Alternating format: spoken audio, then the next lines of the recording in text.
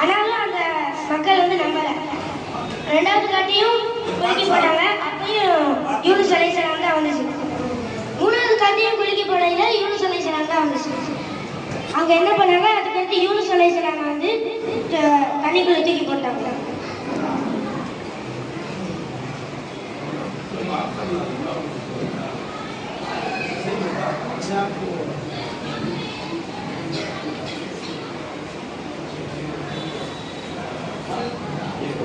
அதுக்கடுத்து பார்த்தீங்கன்னா அல்லாஹ் ஒரு வேல்கிட்ட கட்டளையிடுறான், இந்த மாதிரி யூனுஸ் அலைஹிஸ்ஸலாம் போய் முழுங்கிடு அப்படின்னு சொல்லி கட்டளையிடுறான்.